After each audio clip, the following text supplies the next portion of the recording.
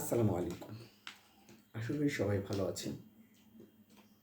গতকালকে ছিল নারী দিবস, বিশ্ব নারী দিবস। আমি বিশ্ব নারী দিবসে কাউকে শুভেচ্ছা জানাইনি। একটা কারণেই শুভেচ্ছা জানাইনি, ইচ্ছা করেই শুভেচ্ছা জানাইনি।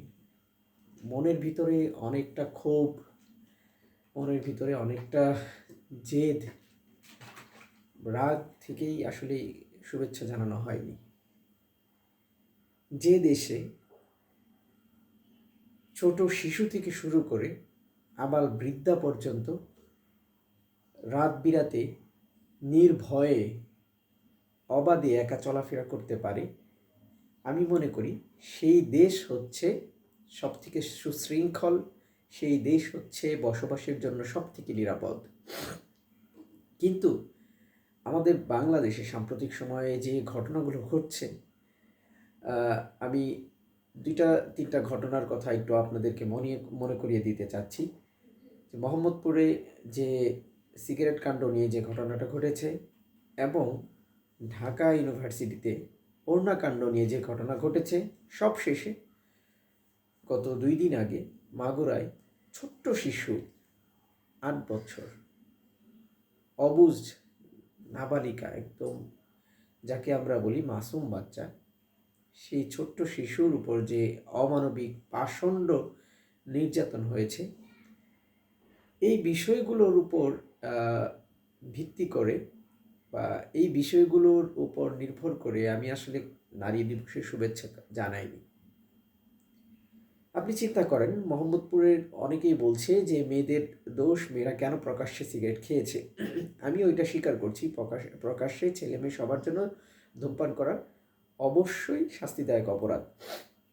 কিন্তু আপনারা যদি খবর নিয়ে থাকেন, আপনারা যদি ঘেঁটে থাকেন, সেইখানে যে ঘটনাটি ঘটেছে, মেয়েদের উপর কিন্তু সর্বপ্রথম আক্রমণ হয়েছে এবং মেয়েদের উপর আক্রমণকে কেন্দ্র করেই পরবর্তীতে যে গণ্ডগোল হয়েছে।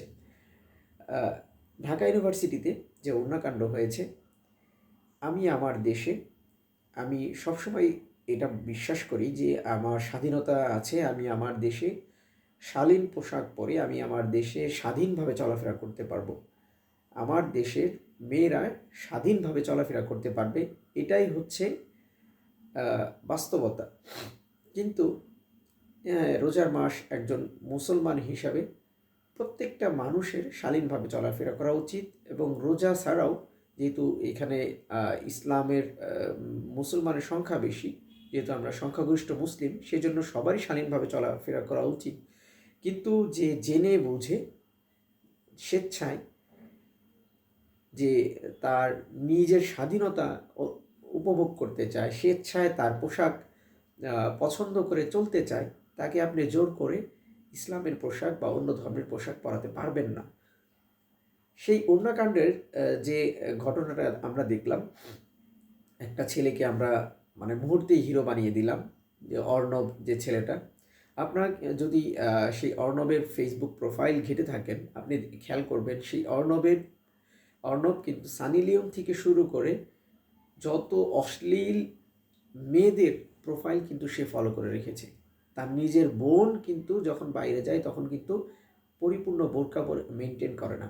অর্ণবের যে মুখের ভাষা, অর্ণবের যে কর্মকাণ্ড, এটা কিন্তু আসলেই বিতর্কিত। আমরা মুহূর্তেই তাকে হিরো বানিয়ে নবীর সুন্নত পাগড়ি তার মাথায় দিয়ে দিলাম। আসলে পাগড়ির যে সম্মান, পাগড়ি কাকে দিতে হবে, পাগড়িটা কার জন্য, এটা আমরা না বুঝেই একটা মানুষের মাথায় পাগড়ি দিয়ে দিলাম। আব্বাসী হুজুরের কাছে নিয়ে গেলাম, আব্বাসী হুজুরকে বিতর্কিত করলাম। যাই হোক, আমি সর্বশেষ যে ঘটনাটা ঘটেছে, আমি খুবই মর্মাহত। শুধু আমি না, সারা বাংলাদেশের মানুষ আজ মর্মাহত, সারা বাংলাদেশের মানুষ আজ বিক্ষুব্ধ। আমরা আজ পর্যন্ত বাংলাদেশের সৃষ্টির সুলগ্ন থেকে আজ পর্যন্ত, বাংলাদেশ স্বাধীনতার পর থেকে আজ পর্যন্ত কখনো কোনো ধর্ষকের দৃষ্টান্তমূলক শাস্তি এই বাংলাদেশের মানুষ কখনো দেখতে পায় নাই। এই বাংলাদেশে কখনো দৃষ্টান্তমূলক কোনো ধর্ষকের শাস্তি হয় নাই বিধায় আজকে যে মাগুরায় ছোট্ট শিশু যে হসপিটালে বেডে এখন কাতরাচ্ছে, জীবন মরণের সন্ধিক্ষণে, জানি না তার সে বেঁচে যাবে কিনা, যদিও বাঁচে তার যে ফিউচার, সেই ফিউচার কিন্তু একদম ধ্বংস হয়ে গেল। তার শৈশবে যে বড় ধাক্কা খেলো, এই ধাক্কা যদি সে বেঁচে থাকে সারা জীবন তাকে এটা কষ্ট দিবে, সারা জীবন তাকে পীড়া দিবে। আমরা যদিও আইন শৃঙ্খলা বাহিনী সেই দর্শকদেরকে গ্রেফতার করেছে, কিন্তু আমার মনে হয় যে উন্নত বিশ্বে বা মুসলিম কান্ট্রিগুলোতে যেভাবে আফগানিস্তান থেকে শুরু করে, সৌদি থেকে শুরু করে, ইরানে যেভাবে ধর্ষকদেরকে সমস্ত মানুষের সামনে একদম খোলা ময়দানে ধর্ষকদের শাস্তি দেওয়া হয়, বাংলাদেশে দর্শকদের এই রকমভাবে কঠিন থেকে কঠিন শাস্তির ব্যবস্থা করা উচিত। আপনার একটা ধর্ষককে কঠিন শাস্তি দিয়ে দেখেন, দেখবেন বাংলাদেশ থেকে ধর্ষণের সংখ্যা অর্ধেকে নেমে আসছে। পরপর কয়েকজনকে শাস্তি দেন, দেখবেন ধর্ষকের সংখ্যা নাই বললেই চলে।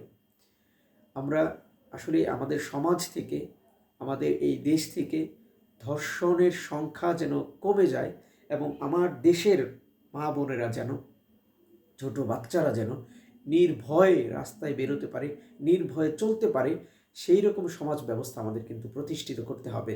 না হলে কিন্তু বহির্বিশ্ব থেকে শুরু করে সবাই আমাদের চোখে আমাদের দিকে আঙ্গুল দিয়ে দেখিয়ে দিয়ে বলবে যে তারা কিন্তু মৌলবাদী হয়ে গেছে, তারা জঙ্গি রাষ্ট্র হয়ে গেছে, তা বাংলাদেশ মেয়েদেরকে সুরক্ষা দিতে পারে না। আসুন আমরা সবাই ঐক্যবদ্ধ হই এবং ধর্ষকের কঠিন শাস্তির ব্যবস্থা করি। ধন্যবাদ, ভালো থাকবেন, দেখা হবে অন্য কোনো দিন অন্য কোনো ভিডিও নিয়ে। আল্লাহ হাফেজ।